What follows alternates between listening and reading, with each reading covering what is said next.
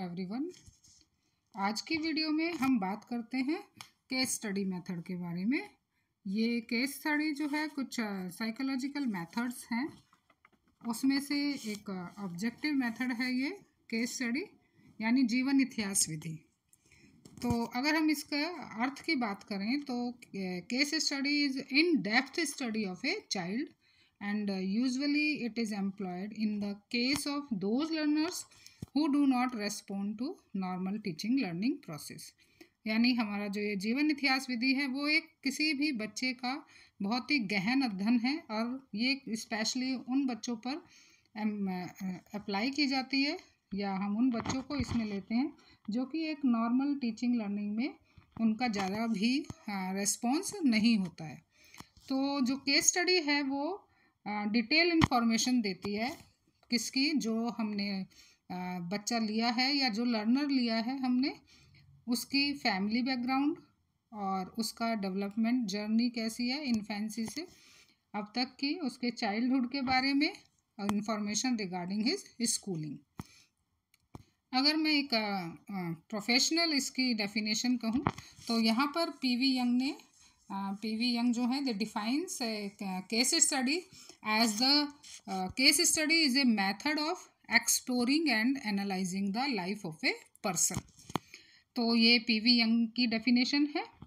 Then अब ये case study का पर्पस क्या है, किस पर्पस के तहत हम केस स्टडी करते हैं। तो इसके जो पर्पस हैं वो 3 मेन पर्पस हैं इसके। फर्स्ट है diagnosis the problem of learner, यानी जो लर्नर है उसकी प्रॉब्लम को डायग्नोस करना। दूसरा है providing treatment to the learner, और जब लर्नर की प्रॉब्लम पता चल जाती है तो उसको ट्रीटमेंट देना। And third one is the providing guidance and counselling to the learner, और गाइडेंस और काउंसलिंग लर्नर को प्रोवाइड करना। तो ये 3 पर्पस हैं किसी भी केस स्टडी को करने के लिए। अब कैरेक्टरिस्टिक्स की बात करते हैं, कैरेक्टरिस्टिक्स ऑफ केस स्टडी, यानी इसकी विशेषताएं। तो जनरली जो केस स्टडी है it should be based on the adequate and complete data. हमारे पास पर्याप्त मात्रा में और पूर्ण डेटा होना चाहिए, उसी डेटा के बेस पर हमें केस स्टडी करनी चाहिए। दूसरा है जो बेस्ड ऑन वैलिड डेटा, तो जो भी हमारा जीवन इतिहास विधि है वो एक वैलिड डेटा के ऊपर बेस होनी चाहिए, यानी जो भी डेटा लिया है, जो भी आंकड़े लिए हैं वो वैध होने चाहिए।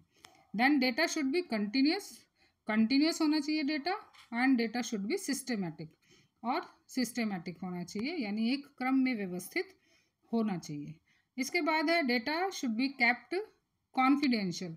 किसी भी व्यक्ति की जब आप अध्ययन कर रहे हैं या उसके बारे में कुछ जानकारी इकट्ठा कर रहे हैं तो वो उसकी जानकारियाँ जो हैं वो कॉन्फिडेंशियल होनी चाहिए। Then analysis should be objective. जो भी आप एनालाइज करें केस स्टडी का, जो भी रिजल्ट निकालें वो क्या होना चाहिए, ऑब्जेक्टिव होना चाहिए, उसमें सब्जेक्टिविटी नहीं होनी चाहिए। Then follow up must find an important place, और बार बार उसका दोबारा से बार बार री स्टडी करना, इस चीज़ का इम्पोर्टेंस उसमें होनी चाहिए, यानी समय समय पर उसमें अध्ययन करते रहना चाहिए। उन जो पॉइंट्स को हमने लिया है बार बार उनको अध्ययन करना चाहिए, उसके बारे में रिव्यू अपने देने चाहिए। देन इसके बाद आते हैं treatment of the problem of the case. तो जो केस हमने लिया है उसका कैसे हम ट्रीटमेंट करेंगे, या कैसे एक केस स्टडी में ट्रीटमेंट केस का होना चाहिए। तो सबसे फर्स्ट तो यही है कि मतलब एक तरह से मैं कहना चाहूँगी कि कौन सी ऐसी ट्रीटमेंट टेक्निक्स हैं लर्नर के लिए जो हम फॉलो करें। तो फर्स्ट तो यही है simple advice and giving suggestions and counselling. ये 3 हमें याद रखनी चाहिए कि हमें अच्छी एडवाइस दें, नॉर्मल सजेशंस दें और उसकी काउंसलिंग करें। दूसरा है डायरेक्ट ट्रीटमेंट और साइकोथेरेपी। तो हम डायरेक्ट उसका ट्रीटमेंट भी कर सकते हैं थेरेपीज के थ्रू, साइकोथेरेपी, मानसिक रूप से जो उसको एक तरह से ट्रीट करके। देन इसके बाद है play therapy in the case of children. अगर बच्चा है कोई तो बच्चे को हम प्ले थेरेपी के द्वारा भी ट्रीट कर सकते हैं। Then psychodramatic techniques and role playing, बच्चे को एक तरह से किसी उस पर्टिकुलर समस्या से रिलेटेड कोई प्ले में उसको रोल वगैरह प्ले करा के उस प्रॉब्लम से उसको निकाला जा सकता है। एंड इसके बाद है ग्रुप थेरेपी, सामूहिक रूप से उसे थेरेपी करके। Then change of environment of the individual, जो भी पर्टिकुलर पर्सन है उसका आसपास का एनवायरनमेंट चेंज करके कर सकते हैं। Then attitude therapy by changing the attitude of parents and others, तो पेरेंट्स का या दूसरों का उनकी जो एटीट्यूड है वो चेंज करके। देन जुवेनाइल होम्स हैं, ऑर्फेनेजेस हैं और रेजिडेंशियल स्कूल्स हैं। तो ये कुछ पॉइंट्स हैं जो कि हम केस का जो प्रॉब्लम है उसका ट्रीटमेंट कर सकते हैं। अब इसके बाद आते हैं ये types of learner to be taken for case study, किस तरह के लर्नर्स जो हैं वो हमें केस स्टडी के लिए लेने चाहिए। तो फर्स्ट है जैसे learner of exceptionally high achievements, ऐसे लर्नर जिनका बहुत ही ज़्यादा ऊंचा अचीवमेंट्स है उनको हम इसमें ले सकते हैं। Learners who constantly present behaviour problem in the class, बहुत से बच्चे ऐसे हैं जो हमेशा कॉन्स्टेंटली एक उनके व्यवहार से रिलेटेड समस्याएं क्लास में चलती हैं, यानी उनका व्यवहार एक जैसा नहीं रहता है या वो एक नॉर्मल बिहेवियर शो नहीं करते हैं। Then learners who show exceptional skill in practical acts और पेंटिंग, प्रैक्टिकल आर्ट्स और पेंटिंग, तो जिनका कुछ आर्ट्स और पेंटिंग में एक्सेप्शनल स्किल है वो शो कर रहे हैं। Then learners who are trying very hard against great obstacles, बहुत भारी एक तरह से बीच में अगर अवरोध हो जाता है, रुक जाता है कुछ, तो उस स्थिति में भी वो बच्चे जो हैं, जो लर्नर्स हैं, वो बहुत ही ज़्यादा एफर्ट करते हैं। तो इस तरह के कुछ लर्नर्स को हम एज ए क्या कहते हैं केस स्टडी के लिए ले सकते हैं। अब आते हैं केस स्टडी की आउटलाइंस। तो किस तरह से हमें केस स्टडी की आउटलाइन तैयार करनी है ताकि उसके बेस पर हम अपनी केस स्टडी को आगे बढ़ा सकें। तो फर्स्ट पॉइंट इसमें आता है आइडेंटिफाइंग डेटा।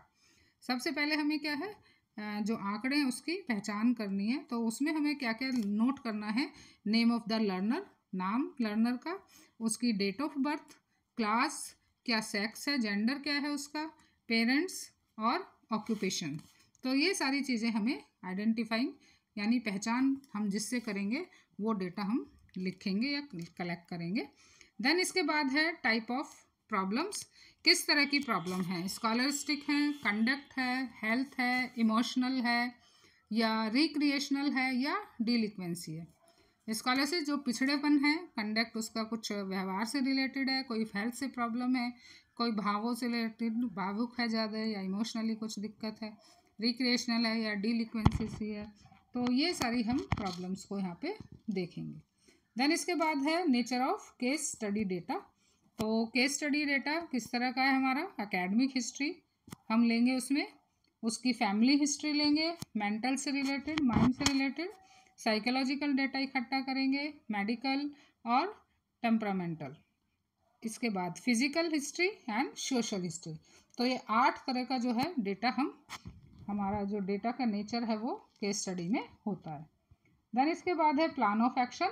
तो जब ये सारे रिक्वायर्ड डेटा हमारा जो भी इससे रिलेटेड है वो इकट्ठा हो जाए तो हमें उस केस स्टडी को लिखना है और जो टेंटेटिव डायग्नोसिस है वो करनी है, प्लान ऑफ ट्रीटमेंट बनाना है जब बिफोर द ट्रीटमेंट स्टार्ट।